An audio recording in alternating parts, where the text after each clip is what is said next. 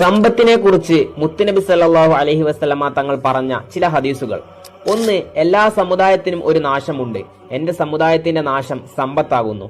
2. സമ്പന്നരേക്കാൾ 500 വർഷം മുമ്പ് പാവപ്പെട്ടവർ സ്വർഗത്തിൽ പ്രവേശിക്കും. പാവപ്പെട്ടവരെക്കാൾ സമ്പന്നർക്ക് ധാരാളം വിചാരണയുണ്ടാവും. 3.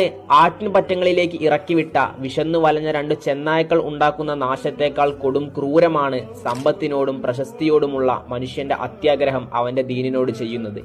4.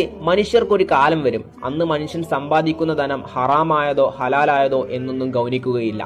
ഒരിക്കൽ നബി സല്ലല്ലാഹു അലൈഹി വസല്ലമ തങ്ങളുടെ സന്നിധിയിൽ വന്നുകൊണ്ട് ഒരാൾ പറഞ്ഞു, പ്രവാചകരെ, എനിക്കൊരു അമൽ അവിടുന്ന് പഠിപ്പിച്ചു തരണം. ഞാനത് പ്രവർത്തിച്ചാൽ അള്ളാഹുവും മനുഷ്യരും എന്നെ ഇഷ്ടപ്പെടണം. നബി സല്ലല്ലാഹു അലൈഹി വസല്ലമ തങ്ങൾ പറഞ്ഞു, ഐഹിക ആഡംബരങ്ങളെ നീ കൈവെടിയുക, എന്നാൽ അള്ളാഹു നിന്നെ ഇഷ്ടപ്പെടും. ജനങ്ങളുടെ പക്കലുള്ളത് നീ മോഹിക്കാതിരിക്കുക, എന്നാൽ ജനങ്ങളും നിന്നെ തൃപ്തിപ്പെടും. അള്ളാഹു ഈമാൻ നൽകി അനുഗ്രഹിക്കും.